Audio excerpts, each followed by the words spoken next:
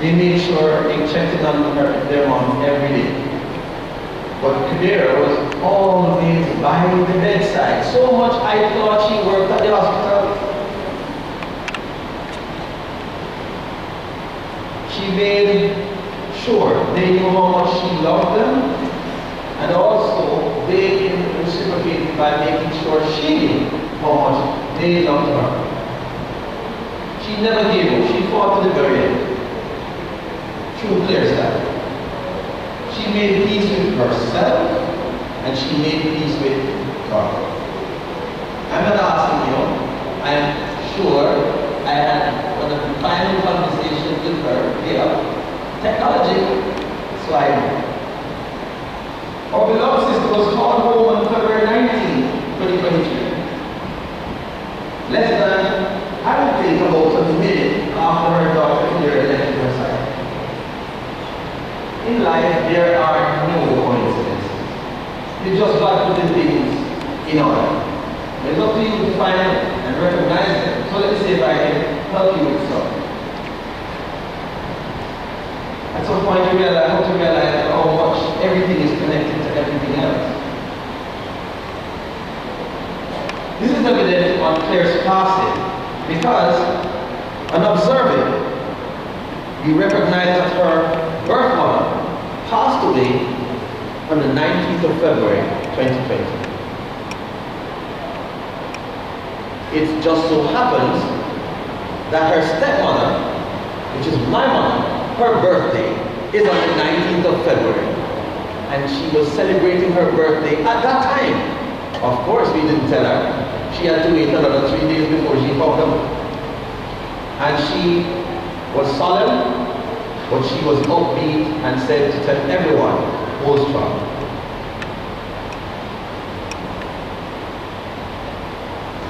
The pain of losing a mother, we have all heard. And unless you have lost one yourself, you can only empathize or sympathize.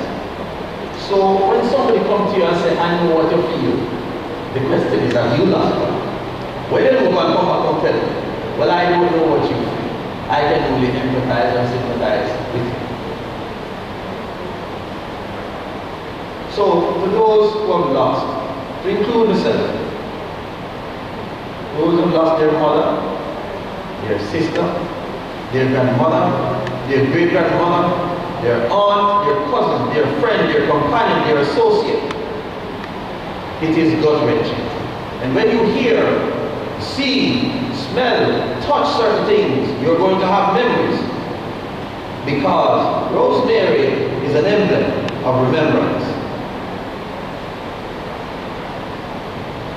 It is time to celebrate and reflect on the life of Claire, the life she lived, her strength, especially during during those times of difficulties. Not all of us are as strong as Claire. Let's just get that. And that was demonstrated in the latter days more than any other time before. Claire knew what her destiny was. Don't think my sister didn't know. She knew what her destiny was, and she was prepared. It's like going for a test and you didn't study. Well, my sister was prepared. Are you? This is the time you now reflect to see if you are prepared. My sister didn't die. My sister transitioned. It's a different word. It is to change form. So if you think of death as what it is, she certainly didn't think of it that way. And I certainly don't. She transitioned. Let us remember her life as a celebration. A collection of happy moments we're sharing about. In her honor, we celebrate her love. Echo her tenacity and adventurous spirit. In the way you live your life, in the way you should continue living your life, in the way you should make your life an example for others. Love every moment of life and share that love with those who mean the most to you as we continue our time on earth. Let us initiate change in our families. Let us initiate change in ourselves. Let us initiate change in our families, in our communities, and those surroundings, which will have an effect on Jamaica as a whole. It starts with you. Clara was a great-granddaughter of Stephen and Alice Hibbert. Some people don't know these names. What is interesting, when I look at you and look at the pictures of my family, our ancestors, I see them in us. The way we behave. Claire did not behave this way by accident. Claire is Claire. She is now survived by her 3 children, her 7 grandchildren, her 1 great-grand, her stepmother, her 5 sisters, her 9 nieces, 9 nephews, 29 grandnieces and nephews, lots of relatives and friends, and of course, the one brother. You know, honestly speaking, I didn't want to be here. I would have done everything to be on board a vessel or be on a job. I went to work this morning and I said, I am not doing this, but it is my duty to do this. And we never shy away from our duties. Peace be upon her soul. Thank you very much.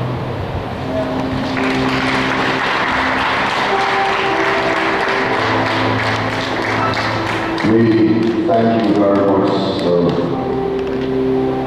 Hibbert. And while you were speaking, sir, all I could hear in my head was a song I learned way back in the 70s that says, memories don't live like people do. They always stay with you, whether they are good or bad. There's always something that you have. I am David Grant, I'm the pastor of the church, and I want to take the time to express condolences to all of the family members, loved ones, well-wishers, and thank you also for coming out today to pay your respects to the late Claire Hibbert.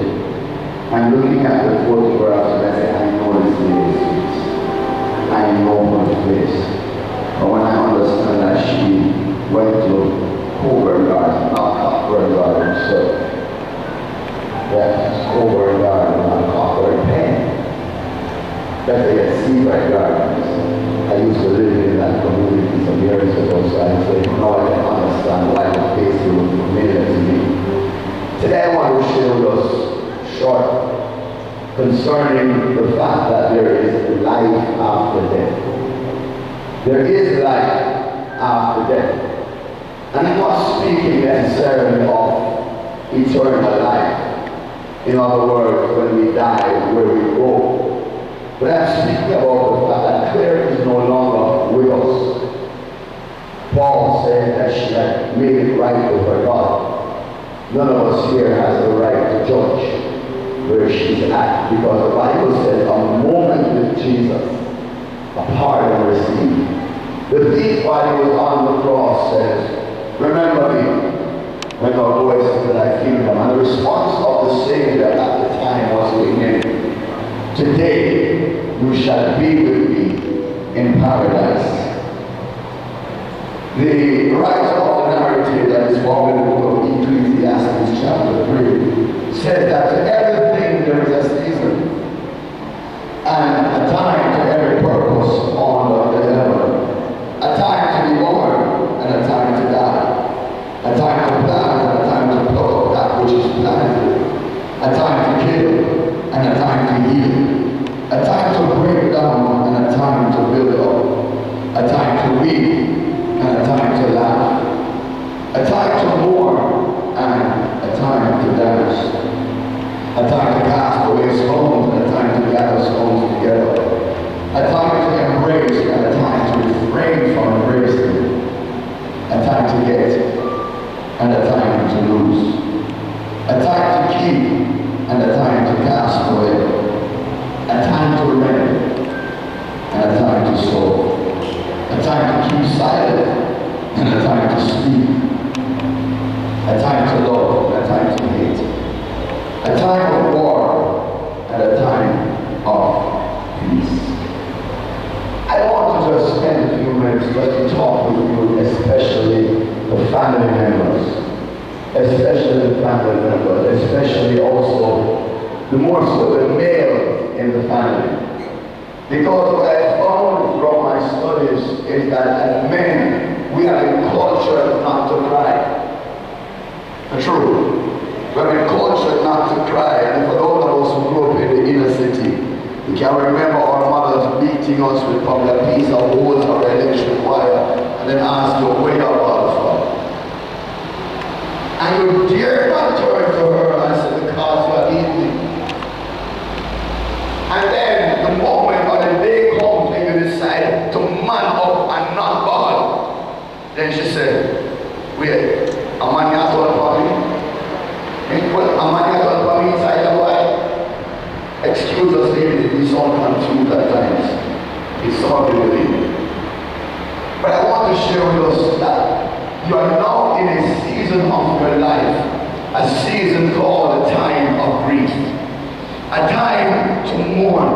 We heard the eulogy, we heard other tributes being given about Claire, how she was a dancer of no mean honor. Didn't have the white lips, but she would move them just the same. We find out that Claire was a lover of life, who enjoyed her life while she did it. But now she's no longer with us.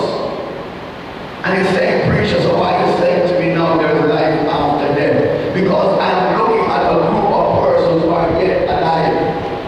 She is dead, but you are alive. And my thought to you today is now that you are still alive, you must be careful how you live. Be careful how you live as a family. We are all Jamaicans here, I believe, and we know that death sometimes divides families. Let's be honest. By the time we hear say them stop breathing, somebody want the house, somebody want the land, and somebody else have looked for the man. Not true. People fighting over stuff. Just a few years ago, we heard the story of a sister who killed her own sister for a house in Portsmouth and buried the body in the very house that she intended to live in. Too many deaths today in this nation before we even ever got dead. Nobody worked for the other person who was passed on, but other people wanted. I want to share with the family today, let not the passing of Claire divide you, but let it be something that brings you together. Let it be something that unites you. Grief comes in 5 stages. 5 stages. And each of us will grieve in different ways at different times. Paul said to us earlier that until you have lost a mother, you can't really empathize. I can tell you I lost my mother. And when I was observing the different stages of grief, I remember when I came back from America from her funeral, the first Sunday morning I woke up, and in Jamaican terms, the custard. Come on, the custard. He said, oh, you're dead now. My mother died at 88. I thought that thing was, we don't want nobody to die, not true. We do everything to preserve them under them, and we do all kind of things to keep them alive. And I cursed her, I said, oh, you're dead now. I don't understand you. We promised each other that we would meet this year and have some celebration, and you just take up the cell phone down. And because and I was angry. Some of you might be in that phase right now. We're angry with Claire.